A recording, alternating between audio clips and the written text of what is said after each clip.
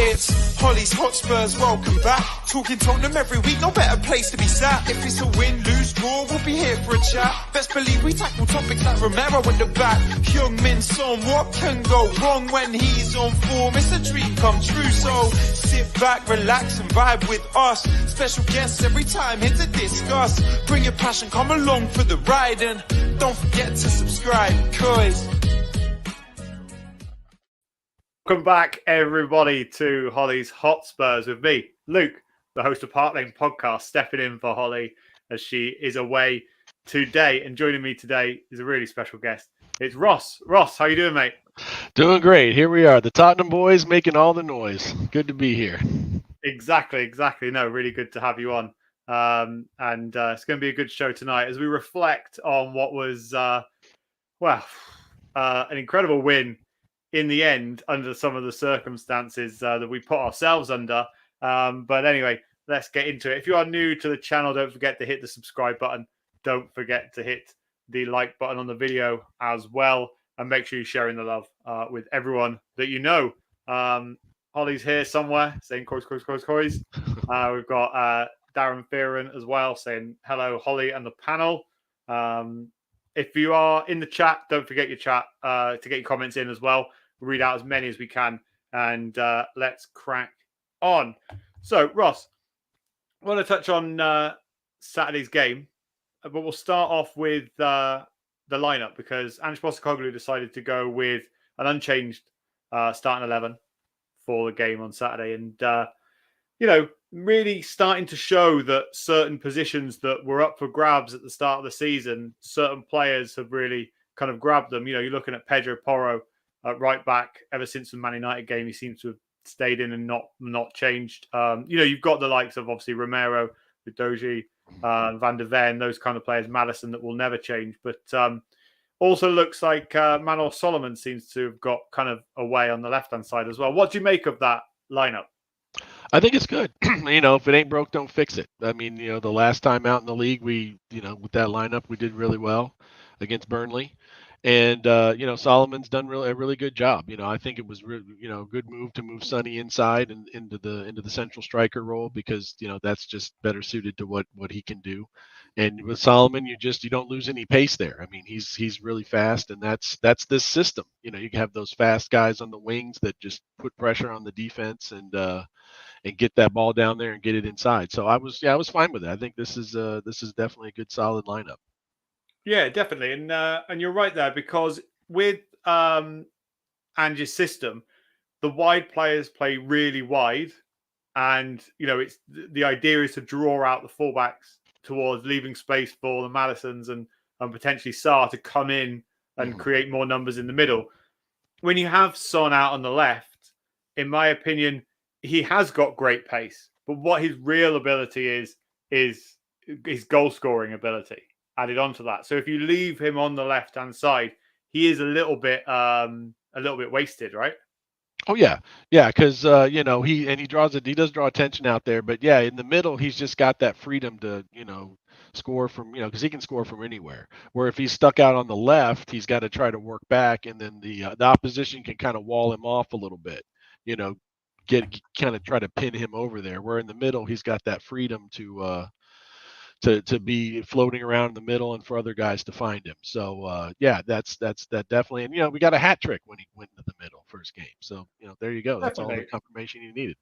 Yeah, definitely. There'll be times as well, though, won't there, that Sonny will be moved back out to the left and Richie comes in. I think, in my opinion, it wasn't a strange one, right? Because Sonny was playing so well against Burnley, scored a hat trick. You don't move somebody from position then.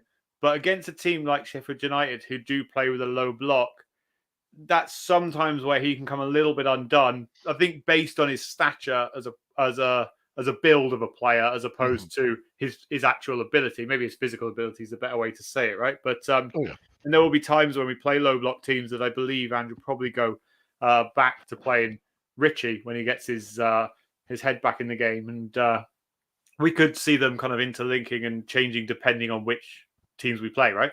Oh yeah, definitely. I mean, yeah, Richarlison's he's bigger, more physical, can establish position and hold guys off and hold that spot there in the middle and in the box.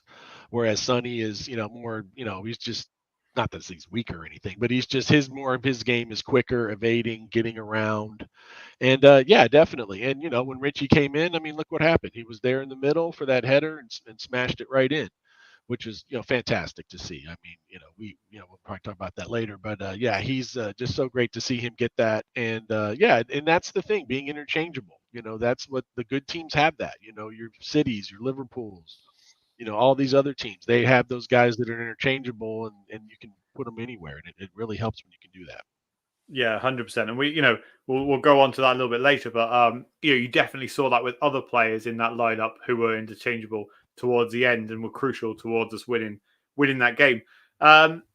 One thing I've noticed over the last few games for Spurs under Ange Postecoglou is, and for anyone that doesn't know me, I've been a big, massive advocate for him coming into Spurs ever since we needed a new manager.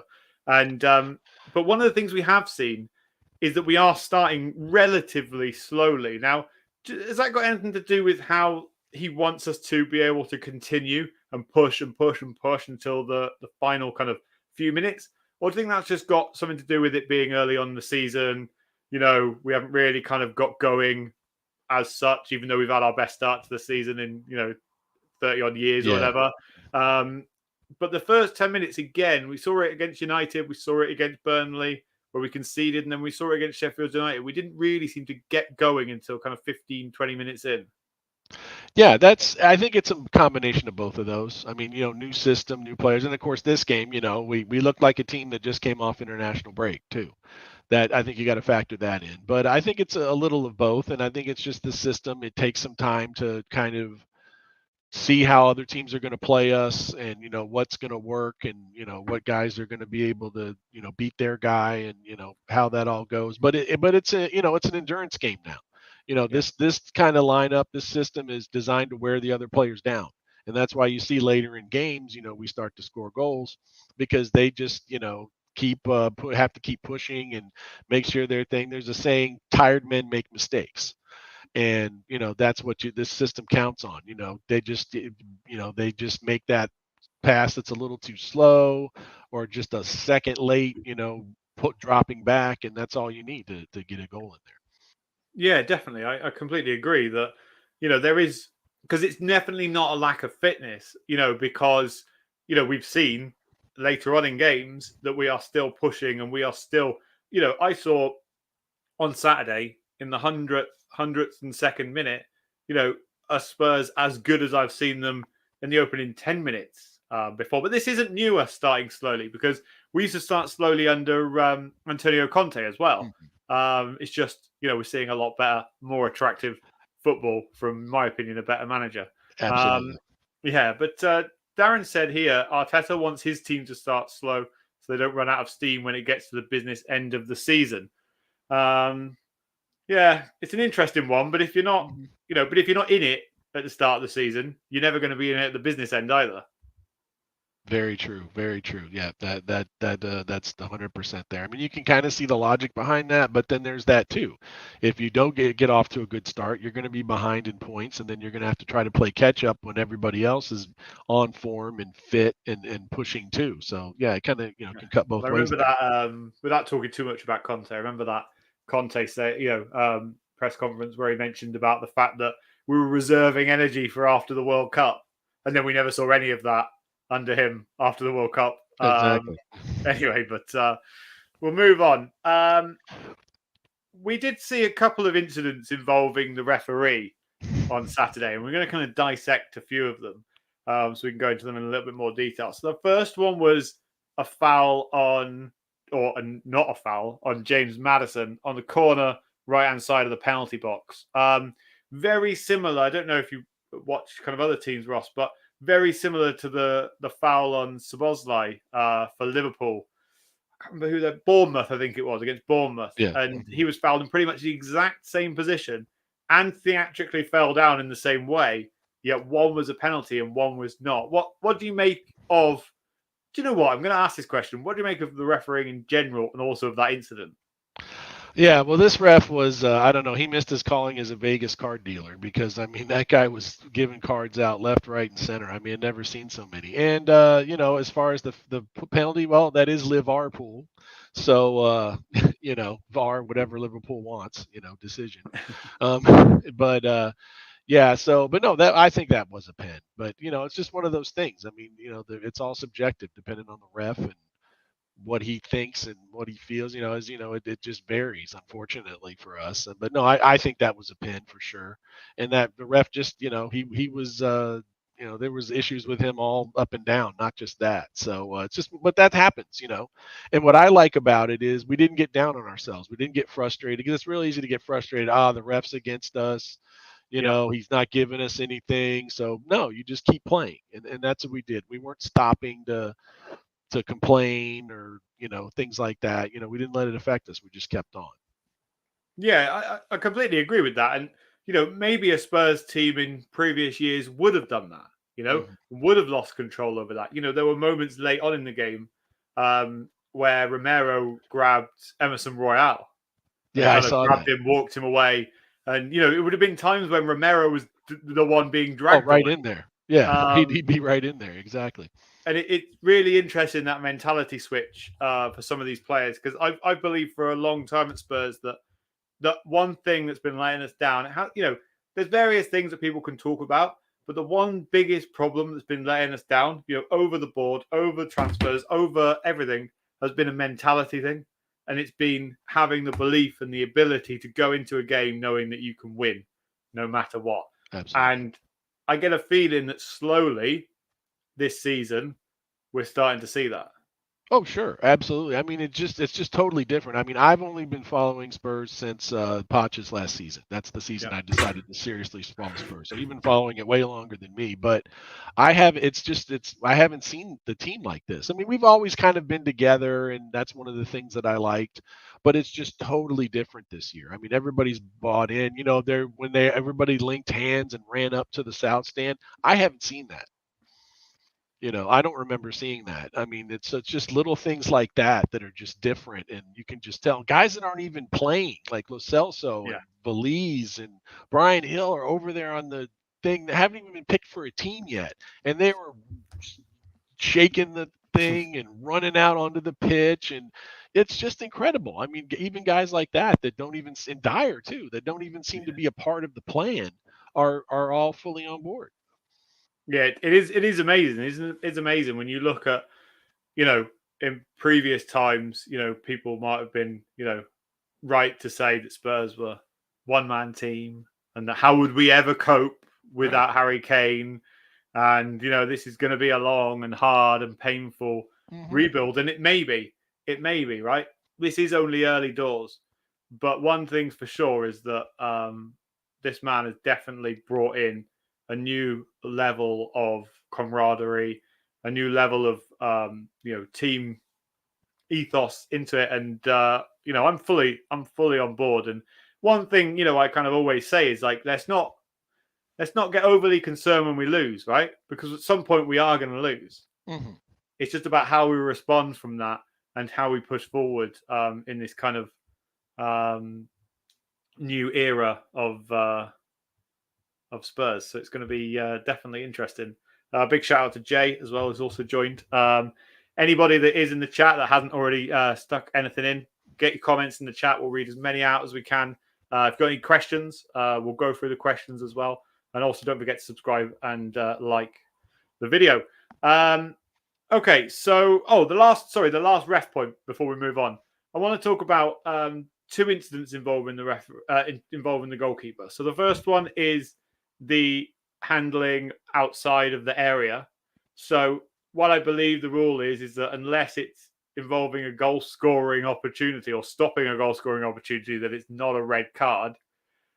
But it's still a dodgy one for me because handling. Goalkeeper has an area, right, in which they can handle the ball. Mm-hmm. To then try and deceive the referee by kind of handling it in the way that he did, it definitely stops any form of attack, right? Because if the goalkeeper stands at the edge of the box and says, right, I can't touch it now, Spurs probably could score from that moment still. But do you think it's fair to give him a yellow card for that incident? Yeah, I think so. I mean, it's against the rules and that, but that's the whole thing is this ref was letting them get away with this stuff. And, Yeah. like a child, if you let a child get away with stuff, they're going to keep trying to get away with things and keep trying to push it. Okay, what else can I get away with? He let this slide. He let that slide. So that's the thing. The whole thing about the referees, you're supposed to control the game. If people are doing things like that, you're supposed to punish them for it and say, look, this is against the rules. I'm not going to let this stand. Here's your card. But so that was part of it is he was just because players are going to do that. If they think they can get away with it, they're going to do it. I mean, and I can't really fault them too much for that.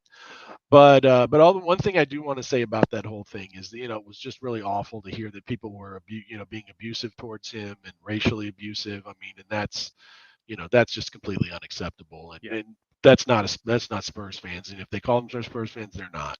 I mean, we don't do that. I mean, for anybody. I mean, you want to be mad at the guy for time wasting? Fine. Be mad at him for that. I was, but you don't take it to that level. No, 100%. And I completely echo that. There's a big problem for me in football when it gets to that point, when it gets so much more than just, and I don't want to say just a game, right? Because, in some people's eyes, it is more than a game, right? But at the end of the day, all the guy did was waste time and handle the ball outside the area. Do you know what I mean? Like any of you would have done it in that same situation. And it definitely doesn't warrant that kind of repulsive behavior. So, definitely against that. But, there was a bit of time wasting. And we're going to save that bit for a little bit of talk about Higginbottom a little bit later. But after all that Spurs pressure, we had a lot of shots on target. We had Ibasuma breaking through. I thought he could have taken it a little bit earlier with shots from Sarr, Maddison, Son. Pretty much everyone along that front line had shots, but we couldn't score.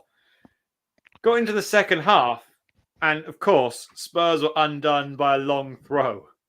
The long throw comes in, nobody clears their lines, and the Sheffield United player, fair play, good finish, slots it into the far corner. What were your thoughts at that moment?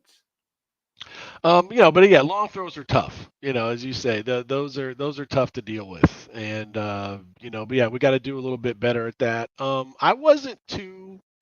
I mean, I didn't like that they scored, but that was just one of those things. He just, when they just put it on the net and just see what happens, and it just happened to put it just right, just past Vicario there. But I wasn't that worried. I mean, in past years, I'd have been like, oh, geez, here we go. I mean, I kind of had some of that feeling, but I was like, no, I mean, the way we can get forward, and as this game goes on, they're going to get tired, and I think we're going to have some opportunities. So, didn't like it, and I was afraid, oh no, here we go, we're going to finally lose. But I still kind of was like, no, I we have a chance now, that it's compared to past years. Yeah, I think you are right. There was definitely a large part of me that was slightly concerned. Not to mention that, I decided to pick Tottenham in kind of like a little group chat bet that we've got going on where we have to pick different teams every week. And I had Tottenham this week. And I rarely pick Spurs when it comes to that because, just because you never want your own team to let you down. And, when that went in, I did get that kind of feeling, but I think that was more of like an impulse feeling based on prior experiences. Do you know what I mean? Based on, we've seen this before. Especially when I started hearing stats about Ange Postecoglou's home record. Oh, me too. Yeah, and how that he hadn't lost a game at home since he was at Yokohama, I think it was. Yeah. And it started making me think, and of course Spurs managed to do it against a team that used to play in the Championship and so on. I could just see the headlines. Spurs, yeah, exactly. But one thing that Ange did late on was he made some seriously good changes, which at the time I was questioning. I thought that Brennan Johnson should have come on earlier, gone out wide, and Richie should have come on, but no, he took Son off. He brought Perisic on. He left Kulusevski on, put Brennan Johnson on, he brought Richarlison on, and those players themselves changed the game. And one of the impacts that I was really impressive was Brennan Johnson. I didn't realize how young, unless he's got a baby face, but he looks ridiculously young, doesn't he, in interviews? Oh, yeah. But what did you think of his kind of cameo? Great. I mean, he did great. I mean, he had a goal if he wouldn't have been, he was just a touch offside. He'd have had that. I mean, he just flew right in there and got it, and a great finish. And I mean, it just so I was excited. I'm ready to tweet out, we got our new Welsh wizard, but unfortunately couldn't do that. But no, he did great. Again, another guy with speed. And he's going to be so good in this system. And as we saw it, he's a guy they had to pay attention to. The guy that he was, covering him, he could not stay with him, not at all. And and also, Perisic gets a lot of stick, but I think he's found a role here, kind of as like the sub, because he's experienced and he's playing winger, which is his natural position. And he's a guy you can bring in, and he's been there, done that, won trophies, knows what to do in those situations. And it's a good role for him to come in there and provide that experience. And then it's just great to put Richie in there, show him that hey, I believe in you still, no matter what's going on, and leaving Kulu on, and then those are the two guys that scored the goals. So there you go. That's all you need to know. 100%. It's a good point about Perisic actually, because back on my channel we did a kind of keep loan sell at the end of the season, and Perisic was 100%. In my sell, like I disliked Perisic a lot last season. I felt like he was a Conte follower. I felt like he only came to Spurs to play still under Antonio Conte. I felt like he had no real ambition to kind of be at Spurs, and it was kind of just another place for him to come. But listening to Ange speak about him and the way he said, no, there is a spot in this team for him. His work ethic is brilliant. He's an incredible footballer. But, he doesn't go kind of to what he's seen before and said, do you know what? Perisic played left wing back for Spurs. We'll put him there. He says, no, this guy, in his earlier days before he met Antonio Conte, was a left winger. And that's the best place for him to be. And it seems to be a very natural change for Ange Postecoglou, because another thing that he adds is his incredible set piece ability, which is what led to the first goal for Spurs on the equaliser, which came in the 98th minute of the game, and it was because of his corner taking ability. Yeah, for sure, definitely, and even Højbjerg. Højbjerg's coming in and playing that experienced super sub role now, and done pretty good with it. That's it's because you need that sometimes. I've said before, you need those guys that have been there, that are experienced, that can come on. They see how the game's going. They know what to do. It's like, okay, when I come on, I know I need to do this, or I need to do that, or help here, help there. So I have to give him his credit too, that he's kind of come in and found a role and kind of run with it. You're on mute. Sorry, yeah, and it's really good to see, isn't it? It really kind of shows people like me that I didn't know what I was talking about. That actually he does want to be here, and it's brilliant for him. We've got a comment here saying Perisic went to the Premier League 5 years a bit late. He doesn't have the legs to play for 90 minutes. No, he doesn't. But then, with the likes of Solomon, with the likes of Son. On the opposite side, with the likes of Brennan Johnson, Kulusevski, you need a player to be able to come on late on, and still have that clever mind as well. He didn't come on and kind of panic. He came on and said, "This is the job that I need to do," and fair play to him. What did you think about the 12 minutes added on time? Because in the first half we only had about 3 minutes, I think it was, and then second half there was 12. Does that?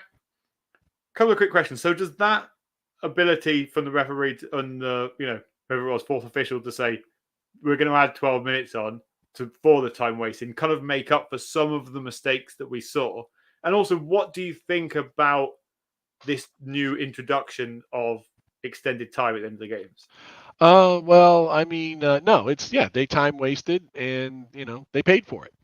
I mean, that's the basic thing to do. And I'm glad they did that, to say, okay, you want to do this? Well, then we're going to add this time on and you're going to have to get through that. And the rule, I mean, I think it's all right. Again, it depends on the situation. I mean, obviously in this situation, it was great. I was like 12 minutes, awesome. We can definitely do something with 12 minutes. But if you're trying to protect the lead and then you're going, oh my God, 12 minutes, how are we going to make it? So, like a lot of stuff, it's subjective. Depends on the situation. But I mean, I don't have a problem with it or not. But there you go. That's why if you're going to waste time, that's the risk you're going to run there. Yeah, definitely. See, I'm quite. I would say I'm not going to say an advocate, right? But I do quite like it, and I think, I think like even if it went against us, but it was down to our own downfall and idiocy about deciding to waste time to try and see out the game, knowing that this is in place. I think you kind of get what you reap what you sow type saying, because there was a lot of time wasting. There was a lot of falling over. I remember I think it was the right back at one point. You could see from the bench, from the stream I was watching, they were pointing over to him saying, go down, because they knew that it would, waste a little bit more time because the physios have got to come on. And then you sit there at the end of the game and get annoyed with it. And so I don't really buy into all that. I think if you are going to do it, you have to live with the consequences of those actions. Yeah. But another kind of interesting move from Ange Postecoglou was to go back to a back three. And, he decided to take Van de Ven off, and Højbjerg was on. And then he also brought in Emerson Royale as well. And it wasn't until after the game that he made a really, really interesting point in which he said that I knew that Sheffield United weren't going to attack us. Like, they had their goal. They weren't going to attack us. Like, there was no need for us to have so many defenders on. And it's so refreshing to see that kind of mentality and not just go, we'll go like for like. We're really going to push this. Oh, yeah. I mean, I love that, the tactical stuff. Because, I mean, that was another thing with Conte. He would just sit on a lineup, just sit on it.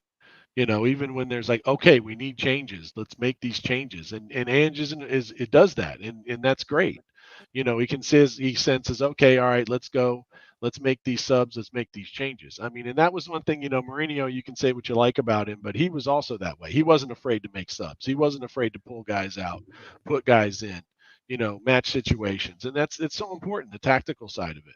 And that's great. Like he said, why weren't you celebrating that goal? I had to sort out the back, Yeah. Which was great. That's good. He's focused on that. And yeah, that's important. I mean, you change the game. I mean, you bring on somebody that gets the equalizer, and there you go. It just goes to show you got to make those changes when they need to be made. Yeah, definitely, and those changes definitely paid off because for some bizarre reason, not bizarre for us, but for Sheffield United, at 1-1, they decided that it was a sensible idea to try and play the ball out of the back when we were still pressing high. And there were even players like, Højbjerg, who stepped in, helped, once the ball was won, recirculate the ball and get it played out wide. He played his part, and it was really impressive to see everybody still pushing and fighting. And the one thing that I was really impressed with about Richarlison was that he had scored, right? But not just that he had scored, but in that moment when the ball is at his feet in the box, you would think that any striker trying to gain confidence would shoot and would say, do you know what? I'm going to go for the far corner here. But instead, you see it quite a lot. Watch Spurs like next week, and you'll see a lot of the attacking midfielders that come in decide to stop their run, and it works perfectly a lot of the time. And Kulusevski did exactly that. And Richarlison just laid the ball off to him, and Kulusevski scored the winner. And it's really impressive from Richarlison, I think, to have that kind of moment. That was it, and that's exactly it. That's exactly my thoughts, because he got that goal, and and maybe if he hadn't got that goal or before that, he may try to take that. That was my thought too. But no, he got his goal. He saw Kulu was in a better spot, slid it over to him, and there we go. And that's important. That's another change too. Again, he gets his goal, he gets his confidence, he's relaxed now, and now he's like he can play within the team. Not take a chance here. Somebody's got a better shot. Let me get it to them. Larry Bird, who was the great basketball player, said on his Celtic teams, we didn't care who took the shot, as long as it was a good shot. That's what matters, and that's how you have to be. Yeah, definitely. 100 minutes into the game, and Spurs get a winner. It had kind of like feels of Leicester away last season. What were your feelings at that moment that the goal went in? The winner? Yeah. Oh man, I was going crazy. My neighbors probably thought I was being killed or something, but no, that was just so great. I mean, it's so great to get a comeback like that, and that these guys just didn't quit. And Kulu's another guy too that's been getting a little bit of stick lately. Yeah.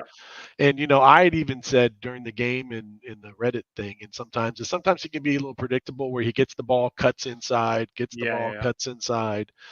But again, he just got into position and got the goal, and it's another guy that, like I said, I'm glad he got that, because he deserves it. He works hard, and maybe he doesn't do some things just right, but that's anybody. So no, I was thrilled to see him get one. Yeah, definitely. And I was literally thinking this exact thing. And Chris Allen said, and Kulu says he's got a right foot, which is madness, really, because the amount of times that you see, as you say, you see him cutting inside in his left foot, and I like Kulusevski, but I don't think there's a starting role for him in that position that he ended the game in.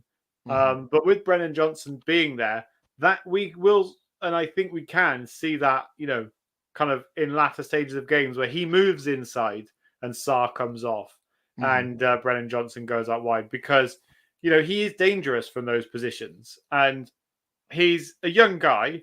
He hasn't got lightning pace, but he's reasonably good. I think he's better when he jinks on. It doesn't cut inside, and he jinks down the line. I remember he set up Bentancur against Bournemouth last season, doing that same thing, kind of little fake and go. And but yeah, he's just a machine at the moment. Chris Allen said here, Kulusevski broke the Premier League running stats as well. I saw that too. But let's go through some comments quickly. I want Richarlison to do his chicken dance if he scores the winner in the North London derby. Oh yeah, that'll go crazy. Chris Agambar has said another record for the latest goal scored. So I think Spurs previously held the record for the latest comeback in a Premier League game, and that was the Leicester game last season. And then we beat the record this time round with the latest comeback win. I think everybody, Darren, was at the 90th minute just praying that we got a draw. Yeah, me too. I was just like, hey, let's get out of here with a point. But, we got more, which is awesome. Yeah, definitely. And even when we scored that goal with Richarlison, I just thought, do you know what? It's a good end to the game. I'll take a point now. Yeah. Let's run. But talking about Richarlison, because, I'm his biggest fan when he's playing well, and I can be his biggest, kind of critic when he's not playing so well. On my channel, I predicted that he would score 7 Premier League goals this season. I didn't have much faith in him scoring, not to use the word, but a ton of goals, right?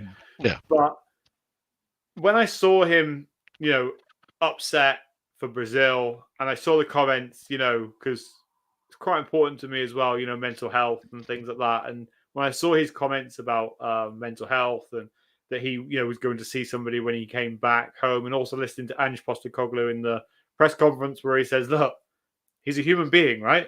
He might have loads of money, but we've all got the same stuff going on. And so, it then kind of brought me back to, do you know what? He's one of our players. I'm going to stick by him. And it was so important for him to get that goal, wasn't it? Absolutely. Yeah, absolutely, for sure. I was so happy to see that. And because, the mental health thing the good thing is it's becoming, better now. And, especially for men, because, it used to be, As man up, Yeah. are you tough? What's wrong with you? What do you need? Now that's being taken more seriously, as well it should. And that's the thing. We don't know what these guys are going through. We forget they're people just like us. They have their own, issues and fears and everything else. We don't know what their background is, what they've been through. And it was just really brave of him to step up and say, "Hey, look, I've been having problems and I'm going to see somebody." And the team and the fans and everybody's just rallied around him, which is great. I know that helped tremendously. And then for him to get that goal was just amazing, and I was just so happy for him. And I know that's just a weight off his shoulders, because that was the thing is, he didn't score in the league. I mean, it was in Champions League or Cup games, and for him to get that league goal now, he's just that just opened it all up for him, and it's just going to be so much better for him, going forward. Yeah, definitely. And Darren has said we should have learned from Yes, Dele him Alli. too. Callum, a good friend of mine, has said, "Luke, will you shave your head if Richie scores the winner on Sunday?" Look, I'm not going to shave my head if Richarlison scores the winner, but I'll do something if Richarlison scores the winner. Put it in the chat. We'll come There up we with go. something, and Flip I'll it do out. something. I've already got all these things about Ange Postecoglou. I don't know if you see my Twitter, but I posted that if Ange wins a trophy at Spurs, I'm going to get Big Ange tattooed on my thigh. Just got sucked up into it all. But Yep. Chris has mentioned here Sonny pushing him towards the fan at the end shows the love for him, and how he kind of reluctantly was pushed forward, wasn't he? But how important is that for him and for the team? It just shows again that camaraderie in the team for Sonny to say, "Go and take your praise, go and take the plaudits, go and stand there in front of the crowd and let them sing your name." Oh yeah, for sure. Again, it just shows this, the togetherness, and as I said before, there's been some of that there, and that's what I've liked about following the club, but just more so now. And yeah, that's it. And even going back to a couple years ago, when Dele first came back when he was with Everton, and Hugo did that. Hugo walked him over to the south stand to go get some love. And yeah, it just shows that they're behind him. And and that's just Sonny. I mean, he's been just such a fantastic captain. He's really taken that on, and he's just the perfect guy for it, because he's all about the team, all about helping everybody out. And it was just really nice to see him go over there, go get your due, man. You deserve it. Yeah, 100%. And you're right. When Sonny was announced as the captain, I thought it was kind of the obvious choice, in the way that he's a South Korean captain, and but I always do prefer a kind of player further back in the pitch, like a defender, to be a captain, only on the basis of they can see a lot more of the game and can shout orders and whatnot. But you are right. Sonny is such a likable person and has been such a loyal servant to this football club, that why would you not give it to him? And I think it's brilliant. I think he's been brilliant ever since he did the huddle against Brentford on the opening game of the season over by the fans. And I think that just little touches like that are just pure class. Moving on, I want to talk about the Sheffield United manager's comments after the game, because we talked a lot about how they played and the time wasting and the incidents that went on. Yet he still felt the need to, first of all, talk about Ollie McBurney getting sent off for shouting or swearing at the referee and getting a second yellow card. First of all, if that was the case, that is what the rules are. And so for dissent, you get a yellow card. But the referee should have also followed that with the time wasting on the goalkeeper and second yellow carded him. But anyway, it is what it is. But I believe he should have got a yellow card anyway for throwing Brennan Johnson to the floor about 5 seconds before that happened. I don't really understand what he has to complain about that incident. Yeah, I don't either. I mean, yeah, it was that's the rules. In other sports too. NFL, NBA. If you get personal with the ref or get on too much, they'll either like in a technical you in basketball and throw you out. Even so, no, that was just justified. And the thing I would have to say to him is just the saying that I say is, play stupid games, win stupid prizes. You want to time waste, you want to do all that, okay, but you're going to have to take what comes along with that then. added time and things like that. And so, I mean, you want to do that, you're gonna that's what's gonna happen to you. You're gonna get burned by that. I mean, I know he's the manager of that team, and he's got to defend his team, and Yeah. he's not going to throw his own team under the bus or anything like that. He's going to, that's just, a natural thing. But no, those cards were deserved. And, if you're going to time waste, this is what can happen. Yeah, 100%. And talking about that time wasting, he decided to say, well, and I want to talk to you about this because obviously, being an American and watching American sports, which I assume you do, right? Mm-hmm. There's an analogy here. So he talks about, how when they wanted to potentially kick it short, Spurs would push up higher. So then the goalkeeper had to decide, well, what am I going to do next? And well, most people will think, well, the other option is to kick it long, right? But if you look at American football, I use that as an example, right? Mm-hmm. There are hundreds and hundreds and hundreds of plays depending on different situations, right? Yeah. And, yeah. If one thing happens, you can decide to do something different and everyone will Yeah. move around and so on.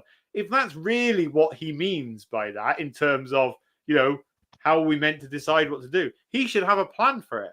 And that's not our fault for the fact that we can decipher what they want to do next. And I don't believe they should also have time to waste on deciding what they do next. Exactly. That's what you got to do. That's part of the game, part of any sport. You can't blame the other team for that. I mean, I remember, I think it was this last season or maybe season 4, when Conte was here and Klopp is like, oh, I don't like the way they play. I don't like that style of football and this and that. It's like, okay, great. I think he called us a long ball team. That's great. That's your opinion, but okay, well, stop it if you don't like it. I mean, you didn't. I mean, it's like, I respect Klopp a lot. I mean, in his accomplishments and stuff, but it was just kind of like, okay, so we're just supposed to come there and play the way you want us to play. So, get real now.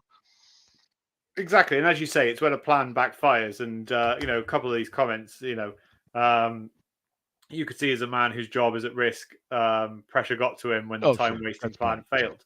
And you're right, that talking about Klopp is exactly the same thing. I remember we played Liverpool and I think it potentially a draw or something like that. And he called us a long ball team, and all we had was that, and so on. It's the same thing, isn't it? Bitter managers' comments at the end are the worst, aren't they? In reality, Darren said here Paul Heckingbottom was talking nonsense. He said he was trying to let the goalkeeper pass to his defenders. Why did it take him 12 minutes to do so? Exactly. Anyway, moving on from Saturday's game, we've got a pretty important game coming up on Sunday this week. And, for once, Spurs don't have anything planned during the week. Arsenal have got to go play against PSV.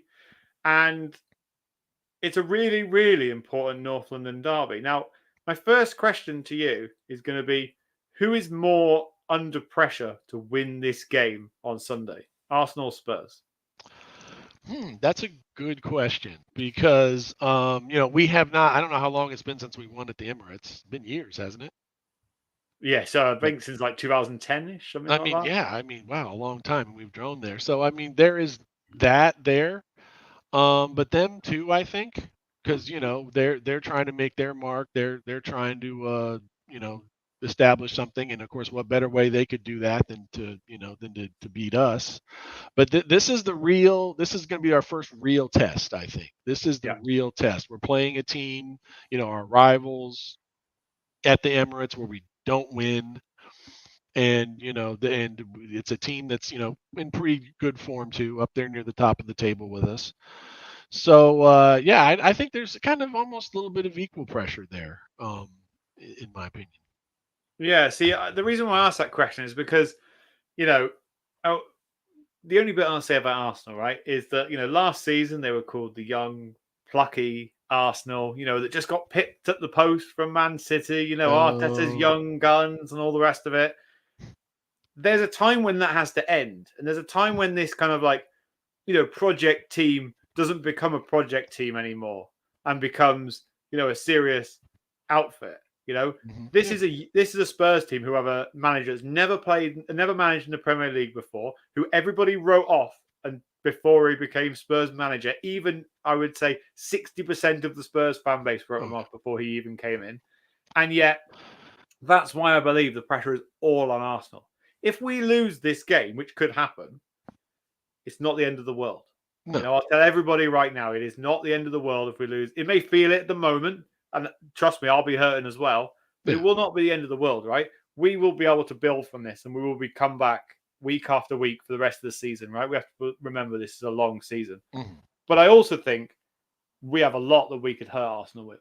And I also think that it could play into our advantage. But going through some of the comments, Darren said, let's hope PSV soften Arsenal for us. PSV are a good team this year. It's not an easy game for the Gunners. Spurs have got a whole week and an extra day to rest up and build on it. Chris Allen said we're 3 months into the rebuild. They're 4 years. Exactly. How are you feeling, Ross, kind of a week, or so, 6 days before the North London derby?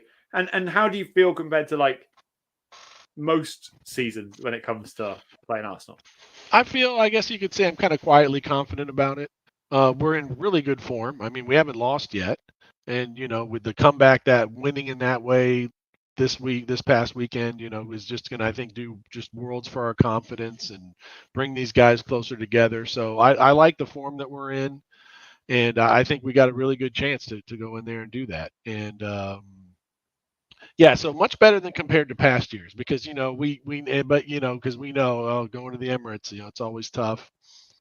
We haven't won in all that time. So that pressure is there. But, but if we can do this, I mean, I think we can start thinking because again, it's, as we early days, we got a lot to go. But if we can do that and beat them in the Emirates for the first time in years, I think you really got to take note of that. But then, of course, it doesn't get any easier because then Liverpool come into the stadium the week after that. So we're going to have 2 tough ones back to back there. Yeah, 100%. And I think you're right. I think one thing that fills me kind of quietly confident about this game, as you say, is the matter of that Arsenal will want to attack us, right? They're playing at home with their fans. They'll want to come at us. And how this Spurs team works, we won't see the likes of what we saw at the Emirates last season under Nuno. The season before under Nuno, when we got kind of trounced in midfield. We've got a solid 3 in midfield who I believe technically could hurt and are better than Arsenal's 3 in midfield. I think that, once they come at us, that's when we could really, really hurt them. But we do have to be careful. Because I think, and I did see a slight change, I think, in this game, if I'm not mistaken, of the fullbacks not going so inverted so early, because that could be my only concern. With Martinelli and Saka on either side, and Porro and Doji getting sucked in and higher up the pitch, you don't want to leave so much on Van der Ven and Christian Romero to kind of get beaten quite easily. Are there other areas of the pitch that you are worried about for Spurs the weekend? Not particularly, but yeah, but that's the style you play. When you play with a high back line, that's the risk you run, is that you can get caught out and guys get behind you. So hopefully we can manage that well. No, I think we match up pretty well with them on other things. I think our speed on the speed out wide is going to be a problem for them. And then the fullbacks inverting like that, it's a different thing. And a lot of teams are still kind of getting used to that. So I think that can work to our advantage there. So, I think if we play a good game, play our game, we got a really good chance to get out of there with 3 points. Yeah, amazing. And just going to ask you, kind of, I always do it on my show, so I'm kind of bringing it over to Hollie's show today. But I kind of want to ask you, what do you reckon the score's going to be? I'm going to go, I'll say 3-1 us. Ooh, interesting. Do you know what? We do a score predictor table every week on my channel, and you get 3 points for a correct score, 1 point for the team that you predict to win wins, or if it's a draw. Yeah. And I went this week for a 3-2 Spurs win. Do you know what? I've got a couple of good results recently. I got Sheffield United 2-1 and so on, but I just have a feeling that it's going to be a high-scoring game. I have a feeling we're going to concede, But I just think we might do it this weekend. I really have that. Maybe I'm deluded. Maybe I'm just caught up in all that craziness. But yeah, I definitely think that we can beat them. Yeah, I do too. And it's going to be a good game. It's the North London Derby. If as a player, if you can't get up for that, I mean, what can you get up for? I mean, it's it's sometimes it can be a little one-sided, but I think that they're going to get a goal or two. I think for sure. I mean, they've got some talent there up top. Yeah. But no, I feel good about it too. I do. I'd say 3-1, 3-2. It could be that too. So I agree with that. The other thing I wanted to kind of mention was that a lot of things that people are forgetting is that we have a manager who has managed in probably one of the most hostile derbies that there is. The Celtic Rangers Old Firm derby, and coming from, I live in Scotland, I live in Glasgow, and so I know all about this. All about this derby. You can hear it on match day from my house. The neighbours around where I live, you can tell who supports which team based on the cheers that come from their house. And he may not know about the North, as in what it's like to manage in the North London derby, but he certainly knows what it's like to manage in a high stakes derby and what it means to the fans. And that's, I think, the message that he needs to get across to all of those players is not about how they feel, not about, what they may feel like winning this game, but about what it will mean to those fans if they go out there and they win this game. And I think that could also be a deciding factor in the game at the weekend. Oh, for sure. Yeah, because like I said, I've read the Old Firm. I actually was watching some videos about it. When they do little videos where they talk to both sides and all the craziness and insanity that goes along with that. And he was right there in that. And so he's that's definitely on the kind of right there on the level with the North London Derby. So yeah, he knows what that's about, and I think he'll be coming in and knowing what to do and tactically and those rivalry games and the best way to approach that. 100%. Keeping with Big Ange, it was announced this week that he won the Premier League Manager of the Month award, which is pretty impressive for a coach that's never coached in the Premier League, and for some was claimed that he didn't have the CV to be a Spurs manager. Where else has he managed? What's it? What does managing Celtic mean to anyone, and so on and so forth. The comments that we saw. It's pretty impressive from a manager like him to come in and make that much of an impact that he wins the Manager of the Month in his first month. Oh yeah, I mean, I didn't know who he was. I remember when they said, "Oh, he's this guy and he coached at Celtic and Japan." I'm kind of like, okay. But then I looked into it more. And Celtic fans just absolutely loved him. Yeah. And that meant a lot to me too. And because that's important. And they just loved him and they hated that they were going to lose him. And yeah, it is tough. I mean, to come in. I mean, how many managers do we see come in from other leagues and just don't do it, can't get it done, can't adjust to it? And and then like someone commented there's the curse. I'm like, oh no, here we go. Exactly what Darren said there. It's the curse and whatever, but no, he just is like, what curse? This is just goes to show you just things have changed, and this is the perfect guy that we brought in here, and credit has to go to the club to seeing that and understanding that this was the guy and be committing to that and bringing him in. Yeah, 100%. And as you say, he was loved at Celtic, but he was also disliked at Celtic when he first joined. The same things that were said at Spurs were the exact same things that were said at Celtic when he joined there. And, I agree with you. Like, if I didn't live here, if I didn't kind of have my next door neighbor who's a massive Celtic fan, if I didn't, go around there and watch the football with them, like, I would know nothing about this guy either. But I also like some others had a feeling that he would be the right guy for Spurs. And he may not be, right? It may turn out that he does nothing, right? And he wins nothing, and nothing ever happens. But what he has done is he has brought in a real sense of kind of joy and passion, and without sounding like the cliche, he's brought our Tottenham back. He's got everybody back on side. Whether you're ENIC in, ENIC out, whatever that is, you now don't care about that as much as you care about your team, and that's that's really important.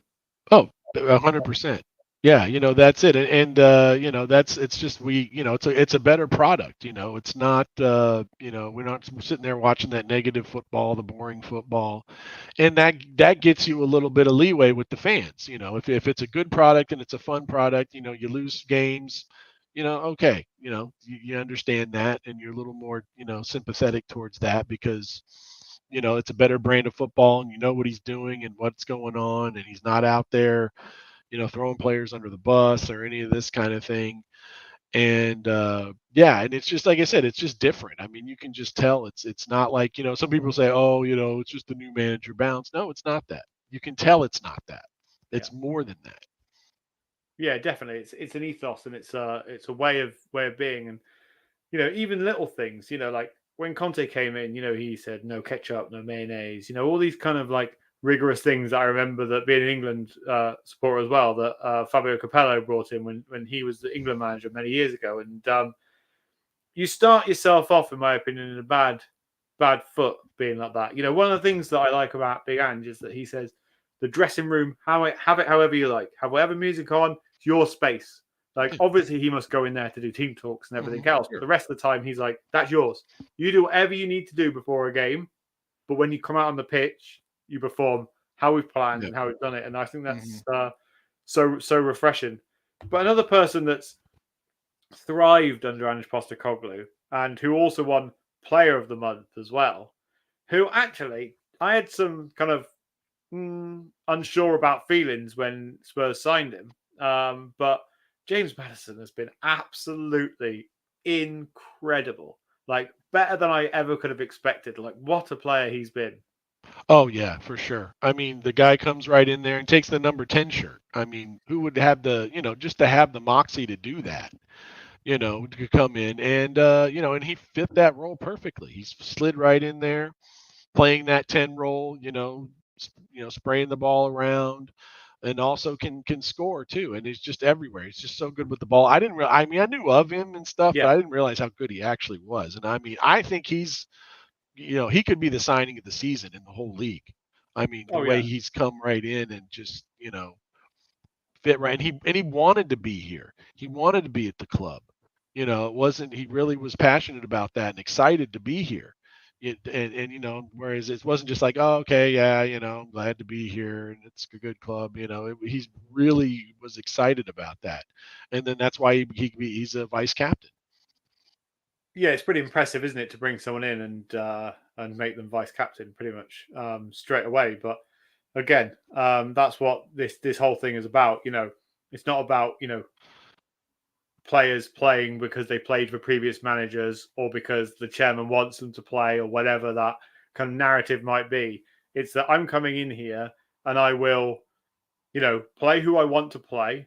And if you perform well and you have the right mentality and you have the right way of being, you'll fit into this this team. Look at the way Basuma's come on, absolute strides. Look at how Sarr has now become a starter player for us, and I think he could be one of the best midfielders in the Premier League. I honestly do. I think he is absolutely sensational, and we've only got Ange Postecoglou to thank for that. Oh yeah, I mean, yeah, Sarr you mentioned, and Udogie.